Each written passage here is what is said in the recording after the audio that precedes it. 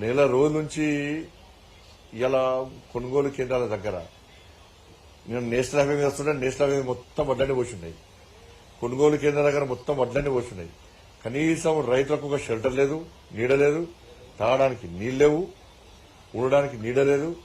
వాళ్ళ పరిస్థితి నానా ఘోరమైన పరిస్థితి అలా రైతుల వస్తువులే కనాల్సింది.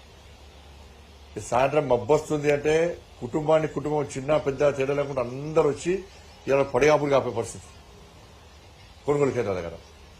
కనీసం రాష్ట్ర ప్రభుత్వంకి కనీసం మానవత్వం లేని ప్రభుత్వం ఇది. నిన్న నల్గొండల నజీరుద్దీన్ అనే ఒక రైతు ఇలా ఎండదెబ్బ తగిలి చచ్చిపోయాడు. మరి ఇట్లా ఎంతమందిని బలి కొంటే రాష్ట్ర ప్రభుత్వం స్పందిస్తుందో ఇప్పటికీ అర్థం కాని పరిస్థితి. పంట చేతికి వచ్చేదాక ఒక బాధ, చేతికి వచ్చిన పంట మళ్ళా కొనేదాక మళ్ళో బాధ, మళ్ళా పైసలు అకౌంట్లో పడదాక మళ్ళీ అదో బాధ పడితే తప్ప గ్యారెంటీ లేని పరిస్థితి.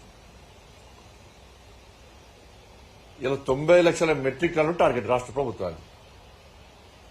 ఇంతవరకు కనీసం 15 లక్షల మెట్రిక్ టన్నులు కూడా కొనుగోలు జరగలేదు ఇప్పటివరకు. ఇంకెప్పుడు చేస్తారు? ఇంకా దీని గురించి మాట్లాడితే మంత్రులందరూ మొరుగుతారు, ఎగబడ్డారు, ఎగబడతారు, దండుపాల ముట్టలకే ఎగబడతారు. వాళ్ళు అడిగిదానికి సమాధానం చెప్పరు. మేము రైతుల బాధ తెలుసుకొని మేము రైతుల గురించి మేము మాట్లాడుతుంటే వాళ్ళు ఇంకోటి ఇస్తారు దృష్టి మళ్లించడానికి.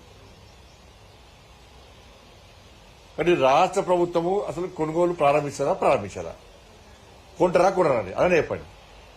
ఇలా మీరు చేసేది మీరు పైసలు పెట్టడం కాదు, పైసలు కేంద్రమే కొంటున్నది. సుత్తిదారులు కాంచాలి ఆడ ఆఫీసర్ల పైసలు దానిక కూడా మొత్తం ప్రతి గింజ కూడా కేంద్రమే పైసలు ఇస్తున్నది.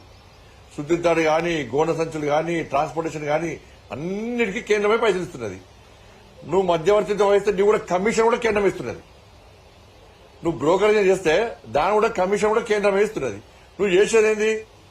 కొనుగోలు చేయడానికి నీకు ఇబ్బంది చేసినా అర్థం కాదు. ఇప్పటికి పైసలన్నీ కూడా కేంద్రం ఇస్తే ఇలా కొనుగోలు ప్రారంభించడానికి నీకున్న ఇబ్బంది ఏంది? మళ్ళీ కేంద్రం ఏమిస్తలేదంట. నువ్వేమిస్తావు చెప్పు నాకు.